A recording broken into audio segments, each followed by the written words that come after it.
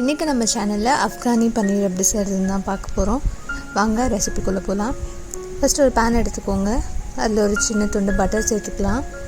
அது கூட கொஞ்சமாக ஆயில் சேர்த்துக்கோங்க.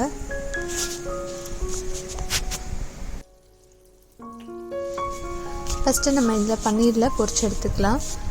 பன்னீரோட கலர் லைட்டாக சேஞ்ச் ஆனதும் இதுலேருந்து நம்ம எடுத்துடலாம். அது வரைக்கும் இந்த லைட்டாக ஃப்ரை பண்ணி எடுத்துக்கோங்க.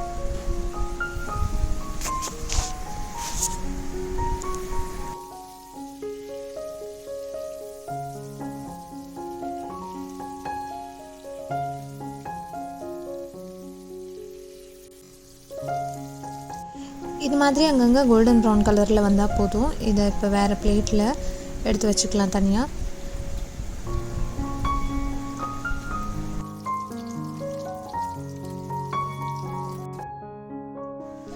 இப்போ அதே பேனில் அதே ஆயிலில் ஒரு 2 மீடியம் சைஸ் ஆனியன் அது இந்த மாதிரி ஸ்லைஸ் பண்ணி சேர்த்துக்கோங்க. இது கூடவே கொஞ்சமாக இஞ்சி பூண்டு பேஸ்ட்டாக சேர்க்குறதா இருந்தால் அப்படியும் சேர்த்துக்கலாம். ஒரு சின்ன துண்டு இஞ்சி, இது கூட கொஞ்சமாக பூண்டு.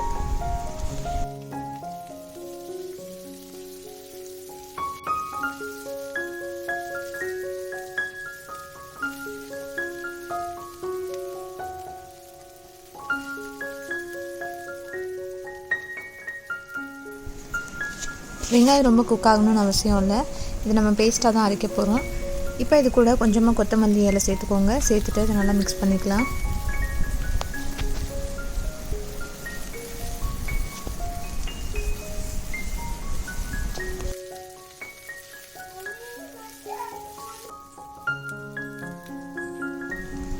இப்போ இது ஆறுனதும் ஒரு மிக்ஸி ஜாரில் மாற்றிக்கோங்க.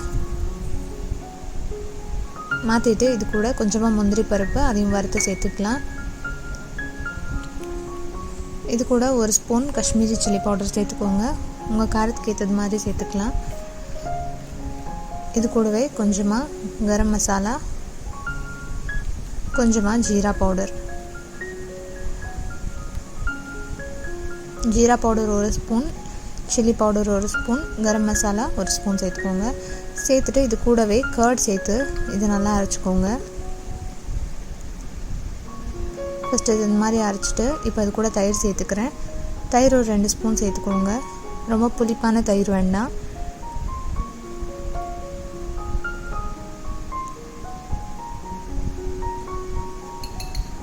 தயிர் அதிகமாக சேர்த்திங்கன்னா கிரேவி புளிப்பாக தெரியும். அதனால அளவாக சேர்த்துக்கோங்க. சேர்த்துட்டு இது மாதிரி இதை நல்லா மிக்ஸ் பண்ணி எடுத்துக்கோங்க. இப்போ அதே பேனில் இன்னும் கொஞ்சமாக பட்டர் சேர்த்துக்கிறேன். ஆயில் தேவைப்பட்டால் அதுவும் கொஞ்சமாக சேர்த்துக்கலாம். எண்ணெய் சூடானதும் இது கூட கொஞ்சமாக ஜீரா சேர்த்துக்கோங்க.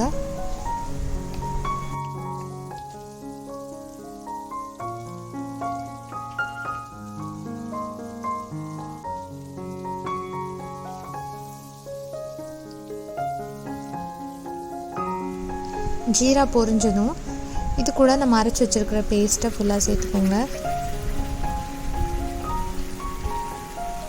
சேர்த்துட்டு இதை நல்லா கலந்துக்கலாம்.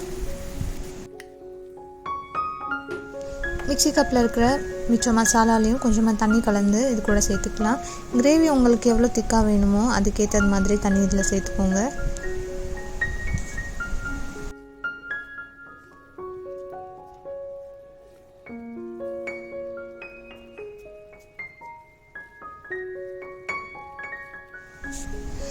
இது அது மாதிரி நல்லா மிக்ஸ் பண்ணிவிட்டு இப்போ நம்ம தனியாக எடுத்து வச்சுருந்த பன்னீரை இது கூட சேர்த்துக்கலாம்.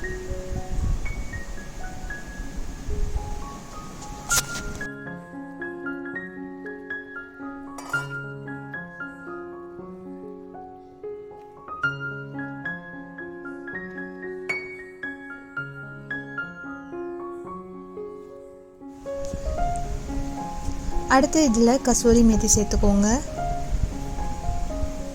கசூரி மேத்தி இது நல்லா க்ரஷ் பண்ணிவிட்டு இது மேலே தூவி விட்டு மிக்ஸ் பண்ணிக்கோங்க.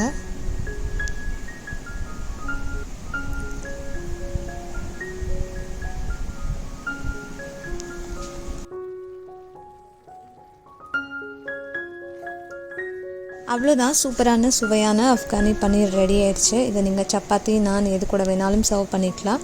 அப்படியே ரெஸ்டாரண்ட்லேருந்து வாங்கினது மாதிரியே இருக்கும். நெக்ஸ்ட் என்ன, இந்த ரெசிபியை நீங்கள் சேவ் பண்ணி வச்சுக்கோங்க. சேவ் பண்ணிவிட்டு கண்டிப்பாக அதை ட்ரை பண்ணி பாருங்கள். சூப்பராக இருக்குது. இந்த வீடியோ உங்களுக்கு பிடிச்சிருந்ததுன்னா வீடியோக்கு ஒரு லைக் கொடுத்துட்டு சேனலையும் மறக்காமல் சப்ஸ்கிரைப் பண்ணிக்கோங்க. இதே மாதிரி இன்னொரு வீடியோவில் பார்க்கலாம். அது வரைக்கும் பாய்.